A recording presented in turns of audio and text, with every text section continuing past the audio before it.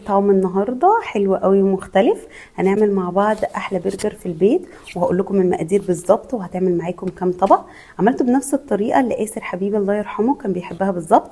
انا كنت بعمله له في البيت لانه هو مش صحي خالص بره، كان بيحبه مني جدا. وانا بعمله كنت بدعي يا رب وانا نازله اوزعه كده الاقي اطفال كتير، لان هم اكتر حد هيبقى مبسوط بالوجبه دي. طريقته سهله جدا. تعالوا بقى نبدا ونشوف هنعمله ازاي.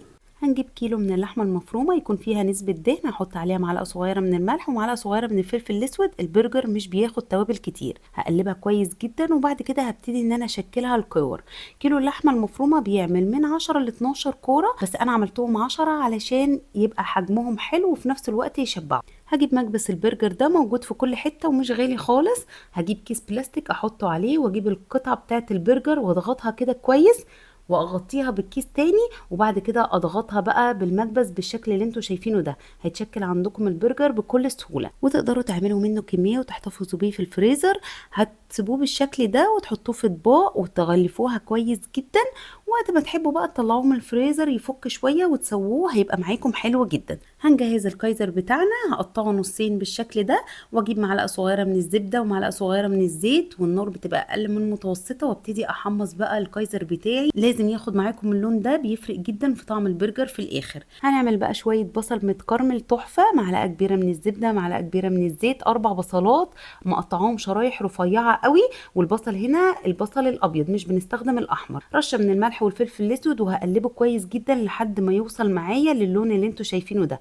هديله رشة من السكر عشان تساعد ان هو يتكرمل اسرع. وبعد ما يوصل للون ده بديله شوية مية يا دوبك يغطوه، واوطي النار خالص واسيبه بقى يغلي كده ويعمل صوص رهيب زي ما انتوا شايفين كده. وكده بقى جاهز عندكم احلى بصل متكرمل تحفة يا جماعة. مسحت الطاسه كويس جدا مكان العيش اللي احنا حمصناه، ودهنته دهنه بسيطه قوي من الزيت. النار هنا بتكون عاليه جدا والطاسه لازم تسخن كويس قوي. هنزل بالبرجر بتاعي اديله رشه من الملح والفلفل الاسود واضغط عليه كويس جدا. لازم النار تكون عاليه علشان البرجر يحتفظ بالسوائل بتاعته ما ينشفش معاكم. اول ما ياخد لون من ناحيه بقلبه على طول الناحيه التانيه واديله رشه من الملح والفلفل الاسود، ولما ياخد لون من الناحيه التانيه بشيله على طول. بمسح الطاسه كويس قوي بعد ما اخلص كل كميه البرجر، وارجع البرجر تاني احط عليه شرايح الجبنه واوطي النار خالص واغطيه واسيب بقى الجبنه تسيح بالشكل اللي انتوا شايفينه ده. بعد كده بجيب العيش بتاعي، بحب استخدم قوي الصوص ده بيبقى طعمه حلو جدا مع البرجر. اوزعه كويس قوي على العيش، انزل بالبصل المتكرمل اللي احنا جهزناه مع بعض، قطعه البرجر، انزل بشويه تاني من الصوص وشويه من البصل المتكرمل. لو عايزين طبعا تزودوا خس براحتكم جدا.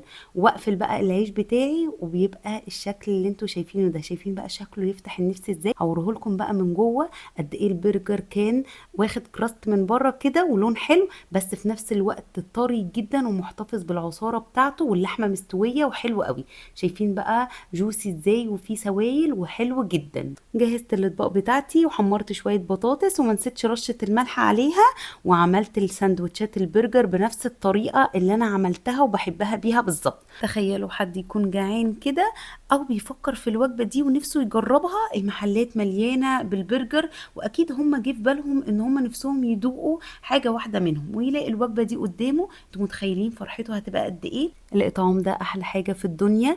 هو حاجة كده تتحس لو جربتوها مرة واحدة عمركم ما هتسيبوها. طبعا مش لازم تعملوا نفس الكمية اللي انا عملتها، ممكن تعملوا حتى ليكم في البيت وتسيبوا ساندوتش واحد بس توزعوه كفاية، طالما ده اللي تقدروا عليه. هستنى رأيكم في الفيديو وهستنيكم تشجعوني، وهفضل مستمرة ان انا اشجعكم على الاطعام. واستنوني فيديو جديد.